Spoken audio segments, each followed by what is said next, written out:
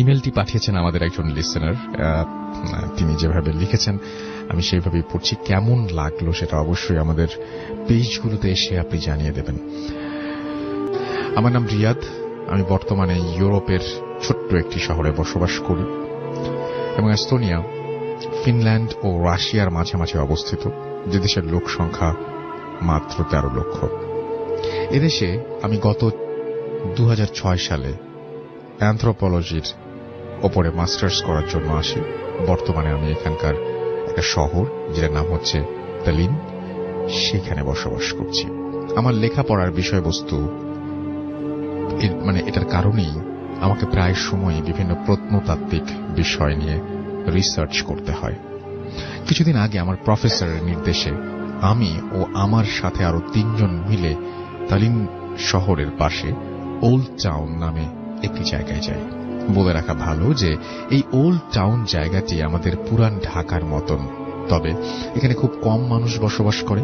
বেশিরভাগ বাড়িগুলোই ফাঁকা এবং দেখতে সবগুলো বাড়ি একই রকমের। বাড়িগুলো এবং বাড়িগুলোর পাশে বেশ কিছু পুরনো স্থাপনা। দিনের বেলায় দর্শনার্থীরা ভিড় জমায় এই স্থাপনাগুলো দেখার জন্য। আর দ্বিতীয় বিশ্বযুদ্ধের সময়কালের অনেক জিনিসপত্র এখানে এই শহরে পাওয়া যায়। সেদিন আমি ও আমার সাথে 3 জন মিলে আমরা একটি পুরনো স্থাপনার মাঝে প্রবেশ করি। যদিও এর আগে অনেকবার অন্য স্থাপনায় গিয়েছিলাম, কিন্তু গবেষণা করেছি, তবে এটা ছিল সম্পূর্ণ ভিন্ন, এক অন্যরকম অভিজ্ঞতা। স্থাপনাটি ছিল 4 তলা বিশিষ্ট। স্থাপনার ভেতরে সূর্যের আলো প্রবেশের কোনো জায়গা নেই, নেই কোনো জানালা, একটি মাত্র সিঁড়ি, তাও আবার এতটাই সরু যে একজন মানুষের উঠতে কষ্ট হবে।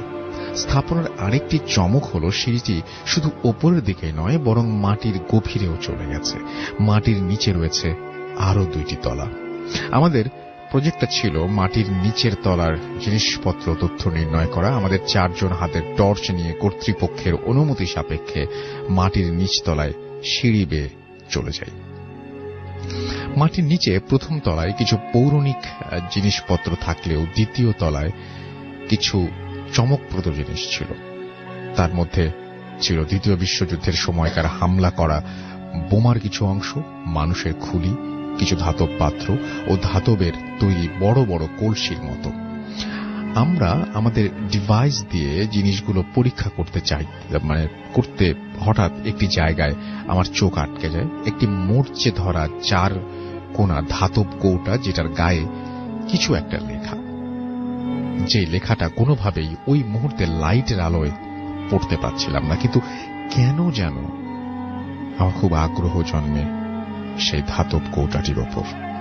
হয়তো সেই ধাতব কৌটাটি অন্যান্য জিনিসগুলো থেকে কিছুটা ব্যতিক্রম ছিল, সেই কারণেই আমি ওই ধাতব কৌটাটি কর্তৃপক্ষের অনুমতি সাপেক্ষে ল্যাব টেস্ট করার জন্য আমার সাথে নিয়ে যাই এবং ল্যাবে জমা দিয়ে আমি আমার বাসায় ফিরে আসি। সেদিন একটু রাত করেই ঘুমাই। ঘুমের মাঝে আমি একটি অদ্ভুত রকমের স্বপ্ন দেখতে পাই। স্বপ্নে আমি নিজেকে একটি জঙ্গলের মাঝে একটি লেকের পাশে দেখতে পাই, যেখানে আমি একটি কবরের সামনে দাঁড়িয়ে আছি। সকালবেলা ঘুম ভাঙার পর আমি কোনোভাবেই বুঝতে পারছিলাম না এরকম স্বপ্ন কেন দেখলাম। পরের দিন সকালের নাস্তা সেরে হাতে একটা কফি নিয়ে ইউনিভার্সিটির দিকে চলে যাই। ল্যাবে গিয়ে আমি কৌটাটি খোলার চেষ্টা করি এবং অনেক চেষ্টার পর ধাতব কৌটাটি অক্ষত অবস্থায় খুলতে সক্ষম হই। জং পড়ে থাকা সেই কৌটাটির ভেতর অনেক পুরনো একটি ছোট্ট কাগজ পাই, যেটা দেখতে কিছুটা পুড়ে যাওয়া কাগজের মতো, অর্থাৎ হলুদ রঙের কাগজে যদি অনেকদিন ভাঁজ করে রেখে দেয়া হয় তাহলে যেই লালচে ধূসর রং ধারণ করে সেই রকম। দেখে মনে হচ্ছে এটি দ্বিতীয় বিশ্বযুদ্ধ কিংবা তার আগের সময়কার। কাগজটি খোলার পর আমি একটি অদ্ভুত রকমের নকশা এবং কিছু লেখা দেখতে পাই। লেখাটি রাশিয়ান ভাষায় ছিল, আর আমি এই ভাষা জানি না বলে কাগজটি রাশিয়ান জানে এরকম একজন রিসার্চারের কাছে পাঠিয়ে দেই। সে কাগজটি স্ক্যান করে পরীক্ষা করতে শুরু করে। পরদিন সে আমাকে জানায় যে কাগজের আসান ভাষায় তাদের পৌরাণিক এক দেবতার নাম এবং কিছু মন্ত্র আছে। সেই সাথে সেই নকশার কথা জিজ্ঞেস করলে জানা যায় এটি একটি জায়গায় নকশা, যেটা কিনা কেইলা নামে এটি গ্রাম নির্দেশ করে। এটা জানার পর এই বিষয়টি নিয়ে আমাদের টিমের আগ্রহ আরো বাড়তে থাকে। পরদিন সকালে কেইলা গ্রামের উদ্দেশ্যে আমরা রওনা দিই। নকশা থেকে পাওয়া ধারণা অনুযায়ী আমরা গ্রামের ভেতরে একটি জঙ্গল আছে, সেখানে যাই। আমরা জঙ্গলের ভেতর প্রায় 2-3 কিলোমিটার হাঁটতে থাকি শুধুমাত্র সেই নকশাটির পরিশেষ দেখব বলে রাখা ভালো, ওই গ্রামের মানুষজনের কাছ থেকে শোনা ওই জঙ্গলে নাকি দিনের বেলাতেও মানুষ যাতায়াত করে না, কি নাকি সমস্যা হয়। আর জঙ্গলটা গাছগাছালিতে এতটাই ঘন যে সূর্যের আলোটুকুও ঠিকভাবে পৌঁছয় না। অবশেষে নকশা অনুযায়ী জঙ্গলের মাঝে একটি জায়গায় রাস্তা শেষ হয়ে যায় এবং অন্য দিক থেকে রাস্তা এসে ঠিক একই জায়গায় মেলে। বলা যায় আমরা একটি গোল চত্বরে পৌঁছে যাই। আমাদের সেখানে ছোট্ট একটি লেক দেখতে পাই, কিন্তু লেকটা দেখার পরেই আমার শরীরটা কেমন যেন করে ওঠে, কারণ ঠিক এইরকম দেখতে একটা লেক আমি গতকাল রাতে স্বপ্নে দেখেছিলাম। লেকের পানি থেকে কেমন যেন তীব্র দুর্গন্ধ বের হচ্ছিল, আর লেকের প্রায় শুকিয়ে যাওয়া পানি ছিল কালো বর্ণের। আমার টিমের একজন, যার নাম ছিল অ্যান্ড্রু, সে লেকের ঠিক দক্ষিণ পাশে দুটো গাছের মাঝামাঝি একটি উঁচু জায়গায় আবিষ্কার করে, যেটা কিনা নকশায় নির্দেশ করা ছিল। আর নকশায় এও বলা ছিল যে ওই উঁচু জায়গাতে দেবতার প্রাণ শক্তি লুকায়িত আছে। আমার টিমের অ্যান্ড্রু ছিল ক্যাথলিক আর বাকি দুজন ছিল নাস্তিক। তারা ডিসিশন নেয় যে তারা ওই উঁচু জায়গাটিতে ঘুরে দেখবে কি আছে, কিন্তু আমার কেন যেন খুব বেশি একটা ভালো লাগছিল না। বারবার গতরাতের স্বপ্নের কথা মনে পড়ছিল। খোঁড়াখুড়ি করার যন্ত্রপাতি না থাকায় সেদিন আমরা ফিরে চলে আসি। সেদিন রাতে বাসায় এসে নিজের রান্না ও ডিনার শেষে অনেক লেট হয়ে যায় আমাদের। বিছানায় পিঠ লাগাতেই ঘুম চলে আসে। কখন যে ঘুমিয়ে যায় নিজেই টের পাইনি। সেদিন রাতেও আমি সেই আগের রাতের সেম স্বপ্নটা দেখতে পাই, এবং আরো দেখতে পাই যে কে যেন একজন আমাকে বলছে সেই জঙ্গলের মাঝে লেকের কাছে না যেতে, বারবার আমাকে হাত দিয়ে না যাবার জন্য নির্দেশ করছে, কিংবা কোনো কিছু বারণ করছে। সকালে প্রচন্ড মাথা ব্যথা নিয়ে ঘুম ভাঙে, কিন্তু কোনোভাবেই আমি স্বপ্নের ব্যাপারটা মেটাতে পারছিলাম না। প্রতিদিনের মতো আজকেও আবার ল্যাবে চলে যাই, এবং আজকে একটু আগে কাজ শেষ করে আমরা ওই জঙ্গলে বেরিয়ে পড়ি। আমি আবার আমার গত 2 রাতের স্বপ্নের কথাটা কোনোভাবেই আমার টিমের কাউকে বলতে পারছিলাম না, কারণ তারা কেউ আমার কথা বিশ্বাস করবে না। আজকে কেন জানি আমার টিম মেম্বার অ্যান্ড্রু যেতে চাইছিল না, তবে সবার কথায় পরে সে যেতে রাজি হয়। আর আমি কেমন যেন ভয় পাচ্ছিলাম, আবার কৌতূহল হচ্ছিল। মনে হচ্ছিল যদি ভালো একটা কিছু পেয়ে যাই তাহলে আমার থিসিসের কাজে সহায়ক হবে। যাই হোক, আজকে সমস্ত যন্ত্রপাতি নিয়ে একজনের গাড়িতে চড়ে রওনা হলাম। গ্রামের শেষ অংশে যাবার পর গাড়ি নিয়ে যাওয়া যায় না, তাই গাড়ি রেখে হাঁটা শুরু করলাম। গ্রাম পেরিয়ে জঙ্গলে ঢোকার সময় এক বৃদ্ধের সাথে দেখা। বৃদ্ধ দেখতে কিছুটা কুঁচো হয়ে গেছে, কিন্তু তার সবগুলো চুল দাড়ি পাকেনি, আধা পাকা টাইপের। সে তাদের ভাষায় জিজ্ঞাসা করলো যে কোথা থেকে এসেছি। আমরা আমাদের উত্তর না দেওয়ার আগেই সে বলল, তোমরা যেখানে যাচ্ছ সেখানে যেও না, হয়তো আর ফিরতে পারবে না। কথাটি আমার মনে দাগ কাটল। আমার সাথে থাকা অ্যান্ড্রু কিছুটা চমকে গেল। বৃদ্ধ আরো বলল, 5টি নাবালক শিশুকে জ্যান্ত পুঁতে ভুডো থেকে আরো শক্তিশালী করে রাখা হয়েছে। বলে রাখা ভালো, ভুডো একটি প্রাচীন রোমান শয়তান দেবতার নাম। আমরা ওই বৃদ্ধ কিছু বলার আগেই সে তার মতো চলে যায়। আমরা আমাদের মতো সেই নির্দিষ্ট লেকের পাশে গিয়ে আমাদের যন্ত্রপাতি নিয়ে দাঁড়ালাম। আজকে কেমন যেন লেকের পানি আরো বেশি দুর্গন্ধ আসছিল, আর সূর্যের আলো কম থাকায় কেমন যেন একটা অন্ধকারাচ্ছন্ন লাগছিল সবকিছু। খেয়াল করলাম চারপাশে খুব নিস্তব্ধ, এমনকি পাখির ডাকও শোনা যাচ্ছিল না। খুব স্তব্ধতা বিরাজ করছে ওই জায়গাটার চারপাশে। যাই হোক, আমরা আমাদের কাজ শুরু করে দিলাম। যেহেতু জায়গাটা জঙ্গলে, কারো ব্যক্তিগত প্রপার্টি নয়, তাই মাটি খোঁড়ার জন্য কোনো অনুমতি নেওয়ার প্রয়োজন হয়নি। মাটি খোঁড়ার আগে আমরা আবারও সেই নকশার কপিটা বের করে জায়গাটি ঠিক করে নিয়েছি, নিশ্চিত হয়ে নিয়েছিলাম। তারপর আমরা 4 জনই মাটি খোঁড়া শুরু করলাম। প্রায় ঘণ্টাখানেক মাটি খোঁড়ার পর সবাই ক্লান্ত হয়ে পড়ি। ছোট একটা বিরতি নিয়ে আবার কাজ শুরু করব বলে আমরা সিগারেট ধরাই। চারপাশের স্তব্ধতা আমাদের কেমন যেন শিহরণ দিচ্ছিল। এর আগেই এইরকম প্রত্নতাত্ত্বিক জিনিস নিয়ে কাজ করেছি, কিন্তু এবারেরটার মতো আগে কখনো এমন থ্রিল অনুভব করিনি। বারবার মনে হচ্ছিল মাটি খোঁড়ার কাজ আমাদের না, আর তাছাড়া প্রফেসর জানলে আমাদের জন্যই সমস্যা হয়ে দাঁড়াবে। যাই হোক, সিগারেট শেষ করে আমরা আবার কাজে ফিরলাম। তবে এবার যা দেখলাম তা ছিল আমাদের জন্য অবিশ্বাস্য। মাটি খোঁড়ার আগে উঁচু জায়গাটি যেমন ছিল এখনো তেমনি আছে, একটা খোঁড়ার দাগও নেই। বিষয়টা আমাদের কাছে প্রচন্ড অবাক লাগলো। 4 জন মিলে 1 ঘন্টা খোঁড়ার পর মাটিগুলো আবার সেই জায়গায় পাশে ফেলেছিলাম, কিন্তু সেই চিহ্ন নেই। সত্যি অবিশ্বাস্য। এই অবাক করা বিষয়টা কেউ বিশ্বাস করতে পারছিলাম না, তাই আমাদের নিজেদের মাঝে কথা কাটাকাটি শুরু হয়ে যায়। এদিকে সন্ধ্যা হওয়ার উপক্রম। আমরা সেদিন আর কাজ না করে সেখান থেকে ফিরতে শুরু করলাম। ফেরার পথে যন্ত্রপাতি গুলো যার যার কাঁধে তুলে নিলাম।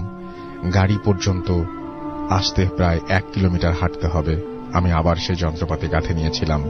এখনো সেই যন্ত্রপাতি আমার কাঁধে নিয়ে আসছি, কিন্তু এবার কেন যেন আগের চেয়ে বেশি ভারী মনে হচ্ছিল। হাঁটার সময় আমার বারবার মনে হচ্ছিল কি যেন আমার ঠিক ঘাড়ের পেছনে নিঃশ্বাস ফেলছে, আর আমার ঘাড়ে প্রচন্ড ওজন অনুভব করছিলাম।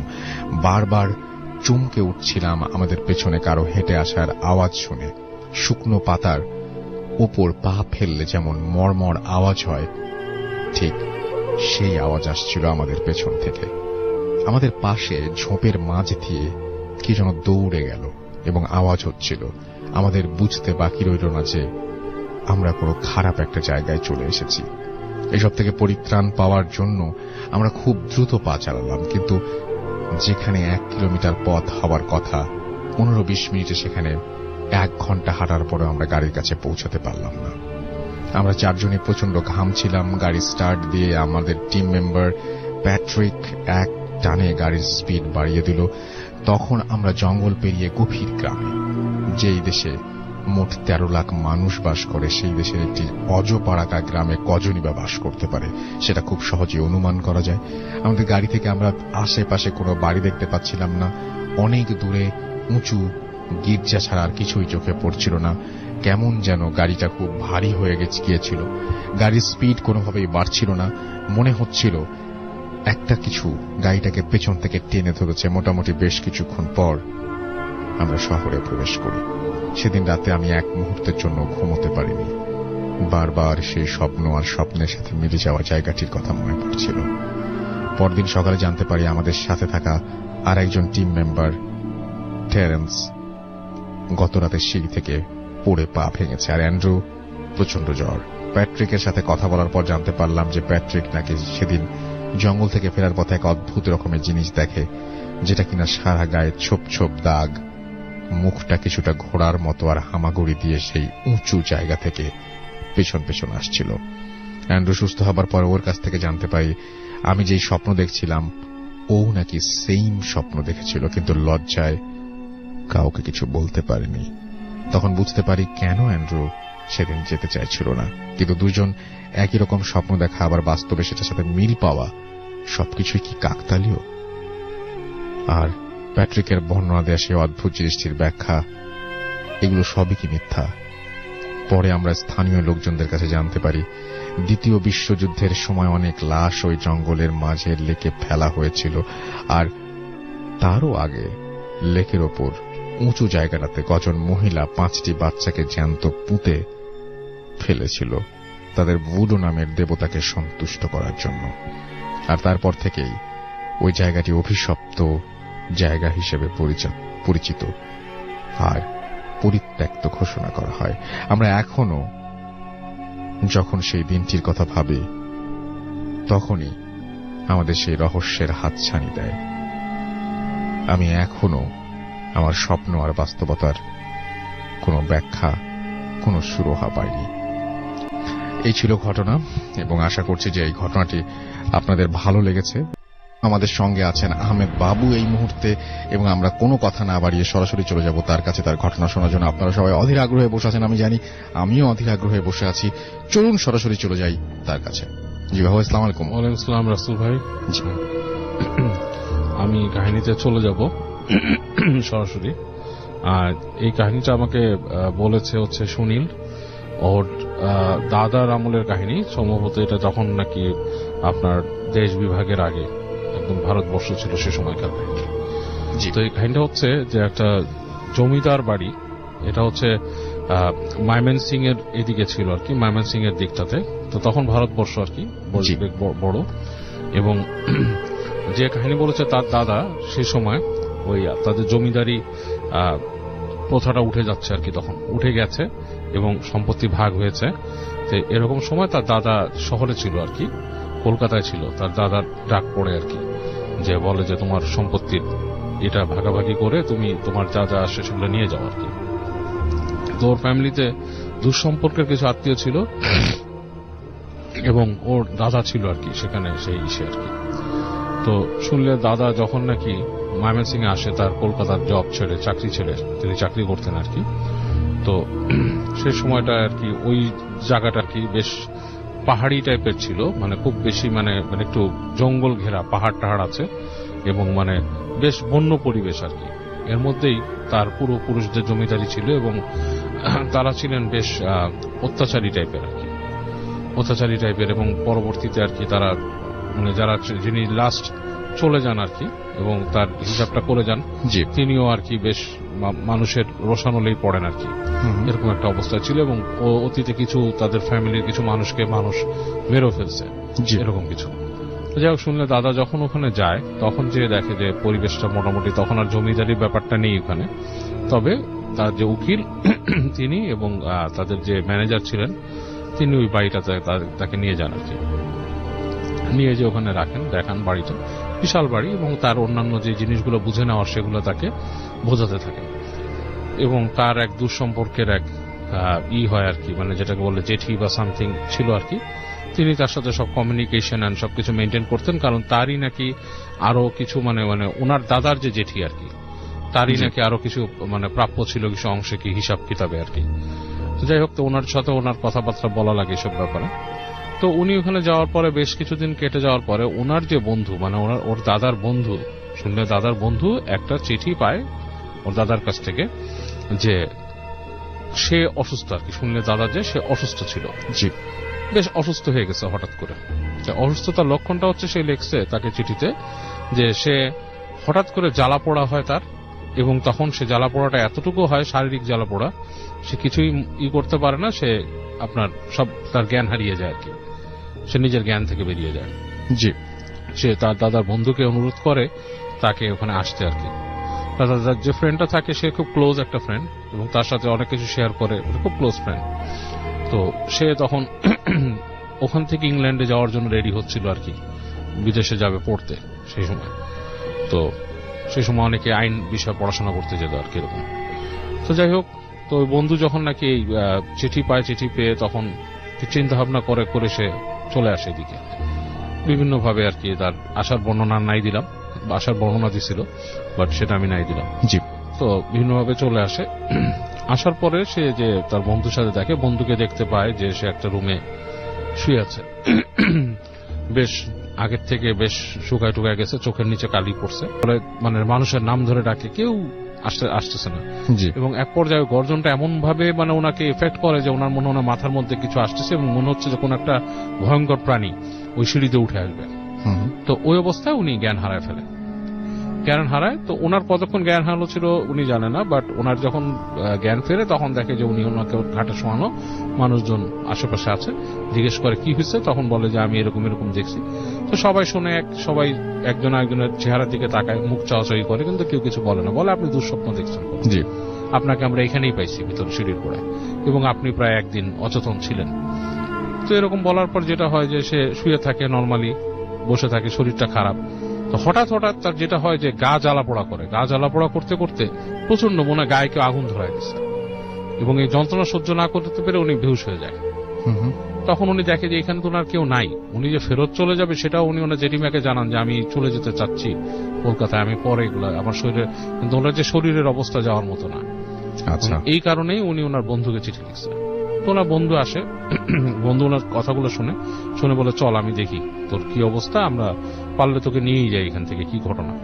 তো বন্ধু যেটা করে ওনাকে রেখে ওর দাদার ফ্রেন্ড যে সে একটু ওই জায়গায় ঘোরাফেরা করার চেষ্টা করে কি ঘটনা এরকম কেন, ও যেখানে দরজার কথা বলছিল ওখানে যে উনি একটা দরজা দেখে নেমে যে, কিন্তু দরজাটা তালা মারা, দরজাটা তালা লাগানো। ওনার জেঠিকে উনি জিজ্ঞেস করে যে এরকম কিছু হয়েছিল আপনি কি রেখে, বলে না কিভাবে, এটা কি সম্ভব, আমি ওকে কেন নিয়ে যাব। তখন বলে যে এটার নিচে কি আছে, দরজা বলে এটার নিচে কি আছে এটা আমিও জানি না, এটা হচ্ছে ওর তারও দাদাদের সময়কার জিনিস, এখানে টর্চার সেলও আছে নিচে, যেখানে বিভিন্ন টর্চার সেল হতো। তারপর ওখানকার আপনার ওদের যে নাচের নৃত্যশালা বলরুম যেটা ওইটাও আছে ওখানে, বলে এই দরজা দিয়ে অনেক জায়গায় যেতে হয়। জি।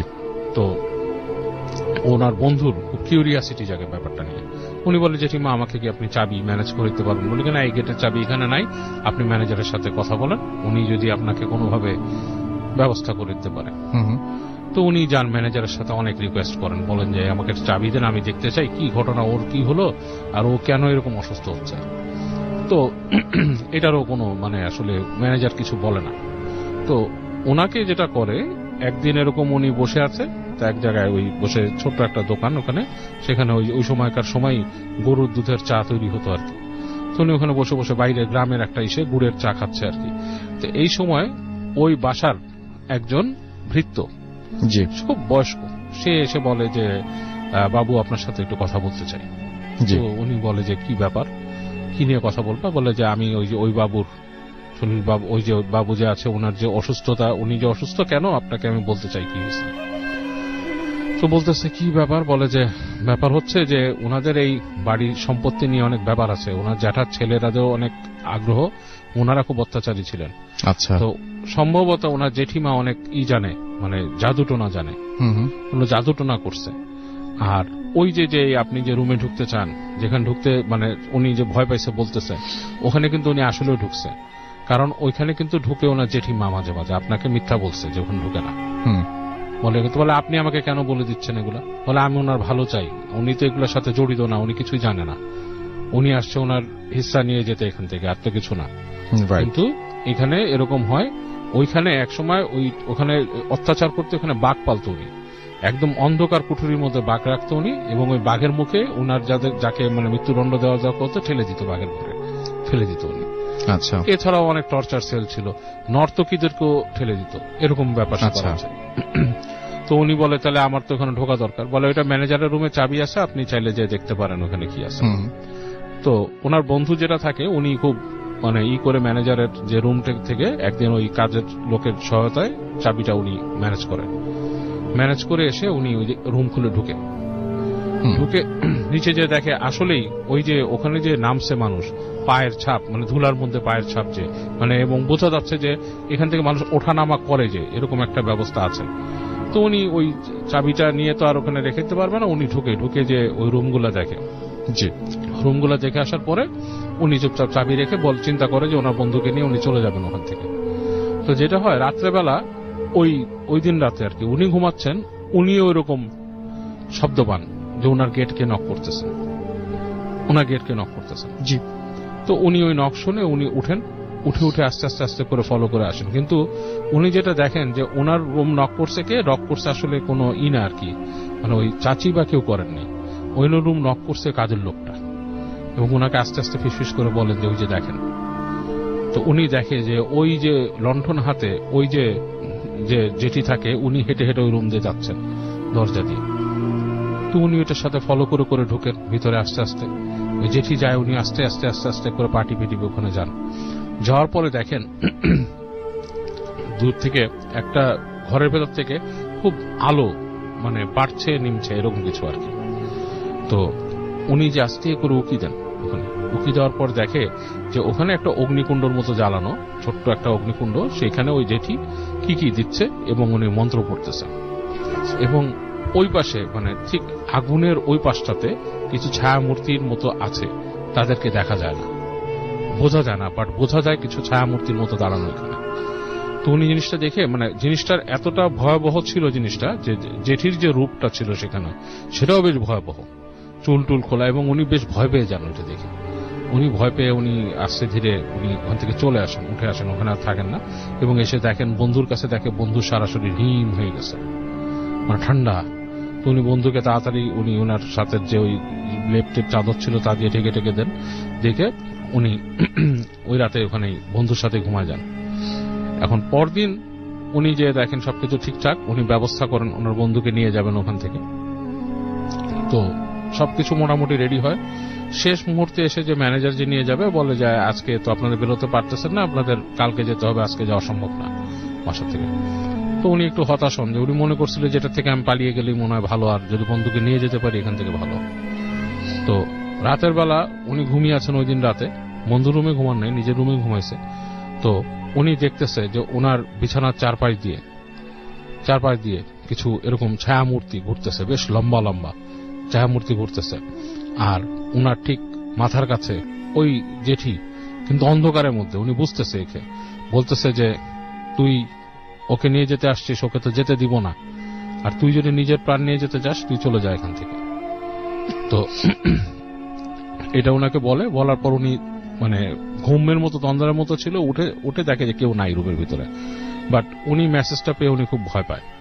তো উনি ইসের সাথে কথা বলে, পরদিন সকালে উঠে ওই যে ভৃত্যটা ছিল তার সাথে তাকে খুঁজে বের করে তাকে কথা বলে যে তুমি আমাকে কি কোনো ব্যবস্থা করে দিতে পারবা এখান থেকে চলে যাওয়ার জন্য। সে বলে আমি আপনাদের চলে যেতে দিতে পারবো, কিন্তু একটা ব্যবস্থা করতে পারবো, কিন্তু আমাকে কিন্তু এটার জন্য ক্ষতি হবে। তো বলে যে আপনার ক্ষতি হবে, কিন্তু আমাদেরকে বের করে দেন, আমরা তো এখানে সমস্যায় পড়ব।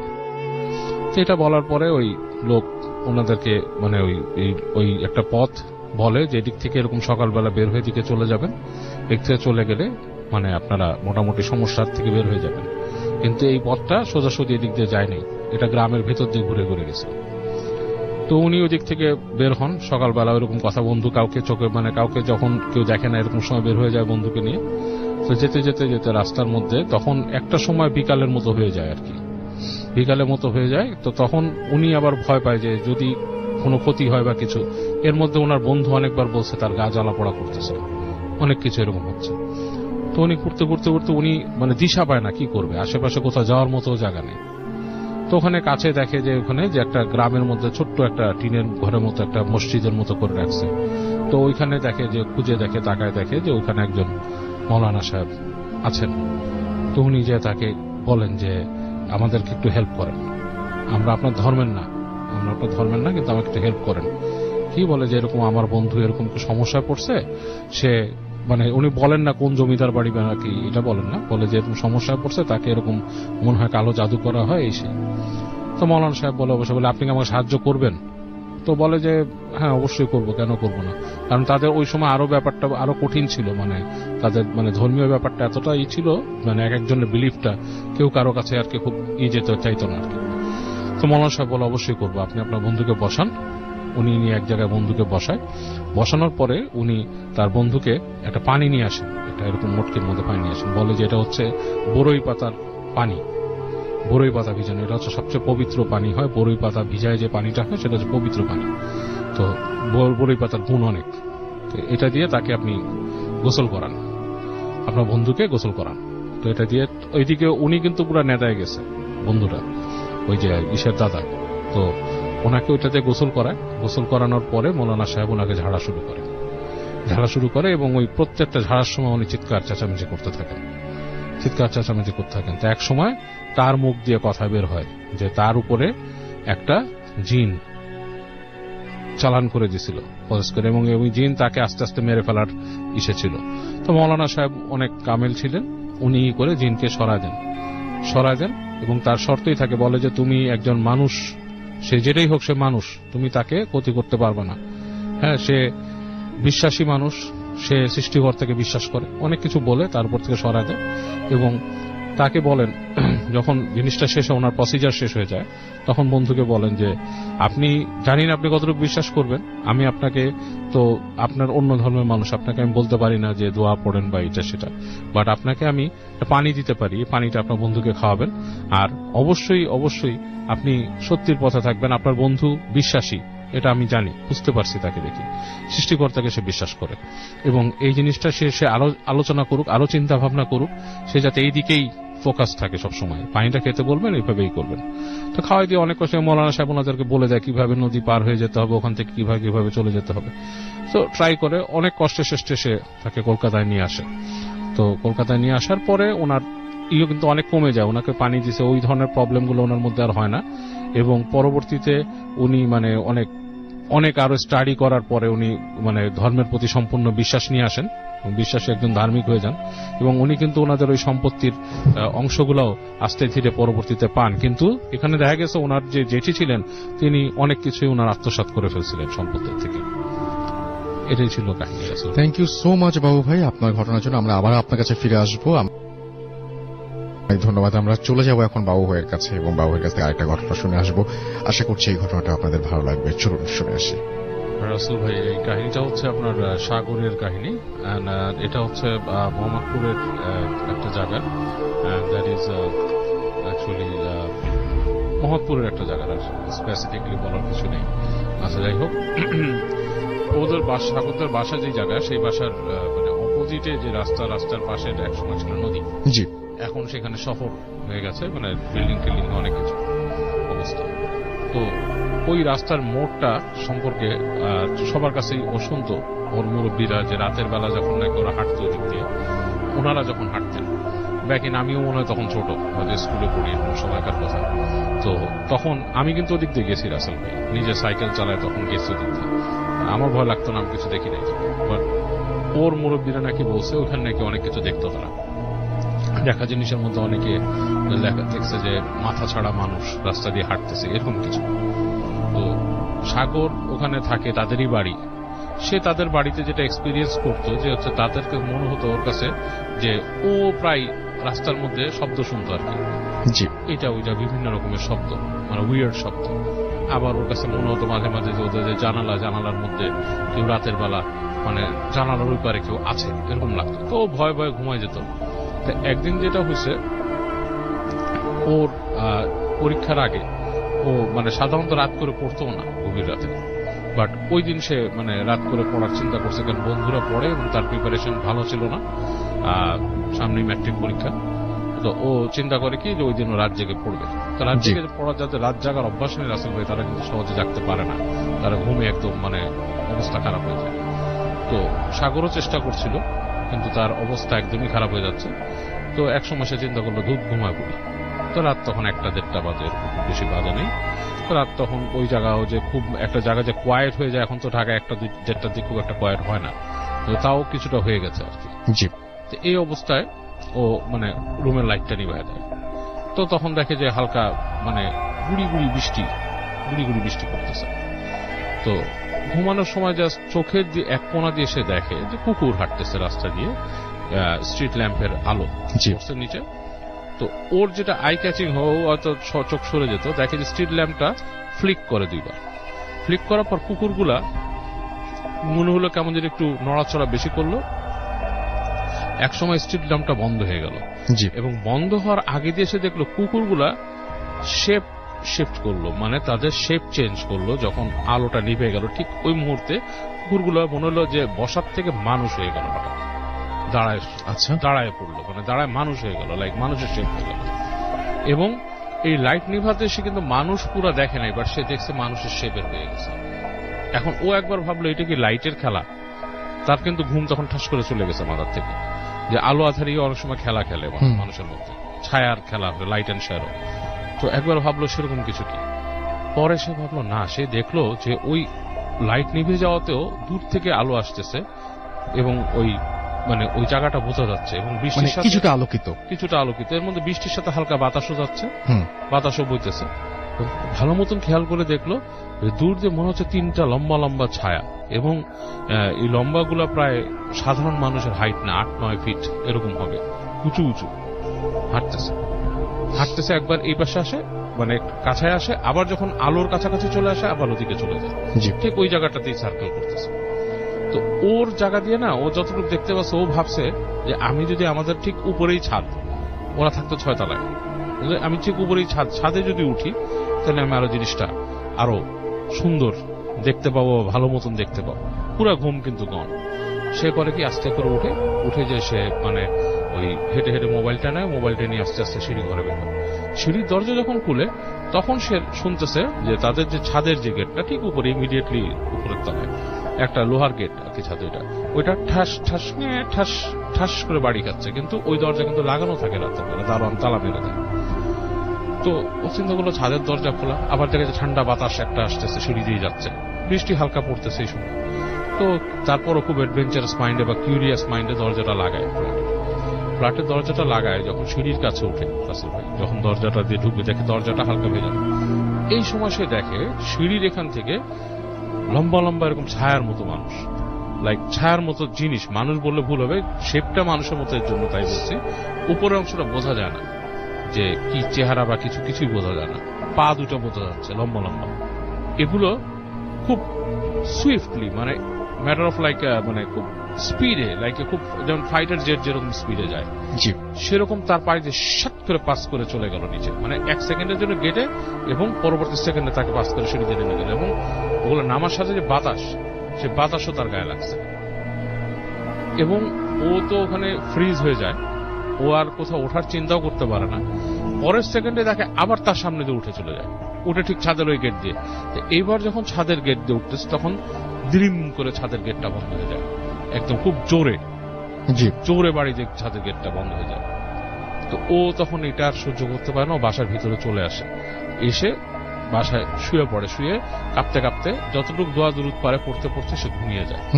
সকালবেলা তার ফ্যামিলি তাকে দেখে প্রচন্ড জ্বর মাথার মধ্যে, এবং এই জ্বর অবস্থায় তার মনে করেন যে মানে কঠিন অবস্থা, মানে তার পরীক্ষা দেওয়ার মতো অবস্থা নাই, মানে তার এটা মানে টেস্ট পরীক্ষা ছিল সম্ভবত, মানে একটা ছুটি হয় না ম্যাট্রিক পরীক্ষা, এরকম অবস্থা নাই। তো ওর বাবা মা ওকে বলে যে জ্বর আসছে, ডাক্তার দেখে, এবং বাবা মাকে স্কুলে বলে যে আমার এরকম হয়েছে। তখন তাকে বাসার থেকে একটু বকাও দেয় যে তুমি এরকম সময় কেন বের হয়েছে, তোমাকে বলছি যে জায়গাটা খারাপ পুরোপুরি, এবং তাকে ওই করা হয়, চিকিৎসা করা হয়। জ্বর ডাক্তার দিচ্ছে, জ্বর কমতেছে না, জ্বর হালকা রেমিশন যায় আবার বাড়ে, রেমিশন যায় আবার বাড়ে। তো ওর যে বড় চাচা, সে ওখানকার কাছের মসজিদের ইমাম সাহেবকে বলেন, ইমাম সাহেব বলে যে ওকে পারলে নিয়ে আসেন। তো ওকে যখন নাকি নিয়ে আসে ইমাম সাহেবের কাছে, মসজিদের মধ্যে যখন ঢুকে, তার জ্বর ছিল শরীরে, মসজিদে ঢোকার সাথে সাথে জ্বর কিন্তু রাসেল ভাই নাই, শরীর ঠান্ডা হয়ে গেছে, নর্মাল টেম্পারেচার। ইমাম সাহেব তার সাথে কথা বলে তুমি কেমন ফিল করছো, ভালো, তোমার জ্বর আছে না, খারাপ লাগতেছে না, সব ঠিক আছে। তখন তাকে দোয়া পড়ে দেয় এবং তাকে কিছু দোয়া শিখায় দেয়। এই দোয়াগুলো বাবা আমাকে পড়ে দিতে বলে, পানিতে পড়ে ফু দেয়, বলে যে এই পানিটা খেতে এবং গোসল করতে সেই পানিতে, এবং বলে আপনার বাসাও ছিটাই দিবেন, ছেলে সিঁড়িতে জানি সে রাতের বেলা কখন না উঠে আপনাদের সিঁড়িটা পারলে বন্ধ করাই দিবেন। মানে সিঁড়ির মধ্যে হয়তো জিনিসটা যেটা হয়েছে যে ও রাতের বেলা দেখছে, এবং এগুলো তো খারাপ জিন, ওরা দূর থেকে ওকে খেয়াল করছে, ও যে খেয়াল করছে, এবং ও এসে দাঁড়াইছে, তারা হাওয়া করে কান্নাকাটি করতেছে, একটু পরে পরে গর্জন দেয়, মনে হচ্ছে মাটি সহ কাঁপে এরকম। তো উনি তো ভয়ে পুরো শেষ, উনি ভাবছে যে উনি শেষ, আর মনে বাঁচবে না, এই শেষ। তো উনি আবার স্মোক করতো, ওনার এখানে ম্যাচ ছিল, উনি আবার জানে যে এইসব কিছু আগুনকে ভয় পায়। উনি অনেক চেষ্টা করে ম্যাচ জ্বালানোর জন্য, উনি দিয়াস লাইট সবগুলো ইউজ করে, একটাও কাজ করে না, একটাও জ্বলে না। তো ওনার কাছে টর্চ লাইট ছিল, উনি এটা যখন মারতে যায় তখন ফিউজ হয়ে গেছে, টর্চ লাইট আর কাজ করে না। অনেক কষ্টে ওনার গ্যাস ম্যাচ ছিল, এটা দিয়ে অনেক কষ্টে সর্বশেষ যখন একটা চালায়, এই সিগারেট যখন একটা জ্বালায়, তখন এটা চলে গেছে। তো উনি এটার বিবরণটা রাসেল ভাই যেরকম ভাবে দিয়েছিল যে অবিকল মানুষের মতো, শুধু তার মাথাটা নাই, আর চোখ, 4টা চোখ তার বুকের মধ্যে, আর উনি যতটুকু সাইজ দেখাইছিল, যে দাঁতের সাইজ 7 থেকে 8 ইঞ্চি দাঁতগুলা, তাও বুকের মাঝেই। তো এইটা এইভাবে চলে যায়, এলাকা অনেক কবিরা জানা হয় যে কি প্রতিকার। এলাকাবাসী তো পুরো অতিষ্ঠ, সবাই ভয়ে আতঙ্কিত হয়ে গেছে, কেউ কিছু করতে পারতেছে না, রাত্রেবেলা বের হইতে পারতেছে না। তো কবিরা জানে কেউ কিছু করতে পারে না, কেউ কিছুই করতে পারে না। তো বলতেছে যে ওই যে উনি যে পীর সাহেব ছিল দাদা, যে উনি তো পালতো, উনি ছাড়া তো এখন কিছুই করা যাইতেছে না এগুলার। তো আমার এক চাচা, 5 নম্বর চাচা, উনি রাত্রে